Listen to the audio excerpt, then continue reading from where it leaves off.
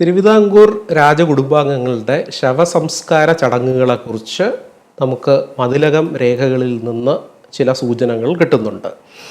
അതിൽ നമുക്ക് വളരെ ഇൻട്രസ്റ്റിംഗ് ആയിട്ട് തോന്നുന്ന ഒരു ഡീറ്റെയിൽ, ഈ രാജകുടുംബാംഗങ്ങൾ, അതായത് മഹാരാജാക്കന്മാർ മരണമടഞ്ഞാൽ അവരുടെ ശരീരം പെരുമാൾ കൊട്ടാരം, ഇന്ന് നമ്മൾ വലിയ കൊട്ടാരം എന്ന് പറയുന്ന ആ കൊട്ടാരക്കെട്ടിൽ അവർ താമസിക്കുന്ന കൊട്ടാരത്തിൽ നിന്ന് ശവസംസ്കാരത്തിനായിട്ട് വെളിയിലേക്ക് കൊണ്ടുപോകുമ്പോൾ എല്ലാവരും ഉപയോഗിക്കുന്ന വാതിൽ വഴിയായിരുന്നില്ല ഈ ശരീരം പുറത്തേക്ക് കൊണ്ടുപോകുന്നത്.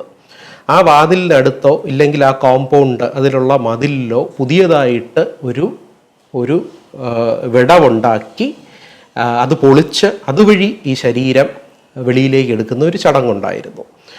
അതിൻ്റെ പിന്നിലുള്ള കാരണം എന്താണെന്ന് നമുക്ക് വ്യക്തമായിട്ട് അറിയില്ലെങ്കിലും പഴമക്കാർ പറയുന്നത്, നമ്മൾ ദിവസവും ഉപയോഗിക്കുന്ന ഒരു വാതിൽ വഴി ഈ ശവശരീരം വെളിയിലേക്ക് കൊണ്ടുപോയിരുന്നാൽ അത് ആ കെട്ടിടത്തിൽ വീണ്ടും അടിക്കടി മരണങ്ങൾ ഉണ്ടാകാൻ ഒരു സാധ്യത കാണും എന്ന് പറയുന്ന ഒരു വിശ്വാസം ഉള്ളതുകൊണ്ടാണ് ഇത് ചെയ്തിരുന്നത്.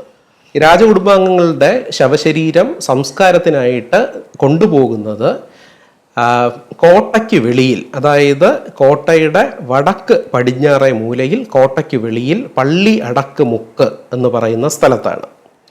തിരുവിതാംകൂർ രാജ്യത്തിൻ്റെ സ്ഥാപകനായ അനിഴം തിരുനാൾ മാർത്താണ്ഡവർമ്മ തൊട്ട് അവസാനത്തെ രാജാവ് ചിത്തിരതിരുനാൾ ബാലരാമവർമ്മയുടെ ശവസംസ്കാരം നടന്നത് അദ്ദേഹം താമസിച്ചിരുന്ന കവടിയാർ കൊട്ടാരത്തിലാണ്. അതിന് മുൻപത്തെ രാജാവായിരുന്ന ശ്രീമൂലം തിരുനാൾ രാമവർമ്മ മഹാരാജാവ് 1924 നാട് നീങ്ങിയപ്പോൾ അദ്ദേഹത്തിൻ്റെ ശവസംസ്കാരം നടന്നിരുന്നത് പള്ളിയടക്കുമുക്കിലാണ്. പള്ളിയടക്കുമുക്കിൽ ശവസംസ്കാര ചടങ്ങുകൾ കഴിഞ്ഞാൽ അവിടെ നിന്ന് അസ്ഥി ശേഖരിച്ച് അത് ഒരു കലശത്തിലാക്കി സൂക്ഷിക്കുകയാണ് പതിവ്. അപ്പോൾ ഈ കലശം സൂക്ഷിക്കാൻ ചുമതലയുള്ളത് പള്ളിയടക്കുമുക്കിനടുത്ത് തന്നെ താമസിക്കുന്ന ചില പുരാതന നായർ കുടുംബങ്ങൾക്കാണ്. അവരെ അസ്ഥി സ്ഥാപിച്ച വീട്ടുകാർ എന്നും പറയാറുണ്ട്. ഈ കലശങ്ങൾ സെലക്റ്റഡ് ഈ വീടുകളിലെ ആൾക്കാരെ ഏൽപ്പിക്കുകയും അവർ ആ വീടിനോട് ചേർന്നുള്ള പുരയിടത്തിൽ മാവോ ഇല്ലെങ്കിൽ പ്ലാവിൻ്റെയോ താഴെ നിർമ്മിച്ചിട്ടുള്ള ചില പ്രത്യേക സ്ഥലങ്ങളിൽ ഈ കലശങ്ങൾ സൂക്ഷിക്കുകയാണ് പതിവ്. അപ്പോൾ 1936 വരെ ഈ രീതിയിൽ തന്നെയാണ് തുടർന്നിരുന്നത്.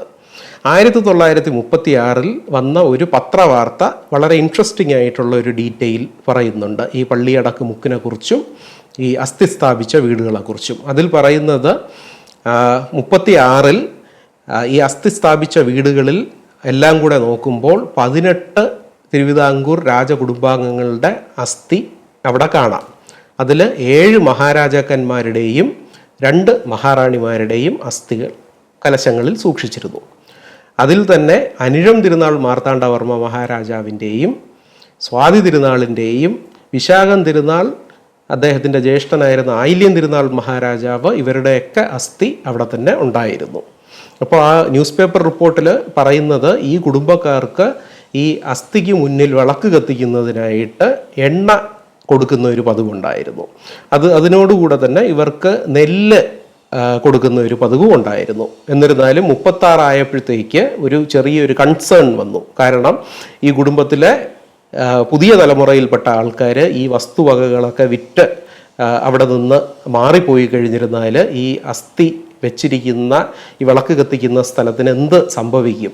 അപ്പോൾ അത് വരാതിരിക്കാൻ, അങ്ങനെ ഒരു അവസ്ഥ വരാതിരിക്കാനായിട്ട് ഈ അസ്ഥികളെയെല്ലാം അവിടെ നിന്ന് മാറ്റി പൂജപ്പുരയിലേക്ക് ഒരു സ്ഥലം നിർണയിച്ച് മാറ്റുകയാണ് ചെയ്തത്. അന്ന് മാറ്റുമ്പോഴും അതിൽ 7 മഹാരാജാക്കന്മാരുടെ 2 മഹാറാണിമാരുടെയും പറയുന്നു.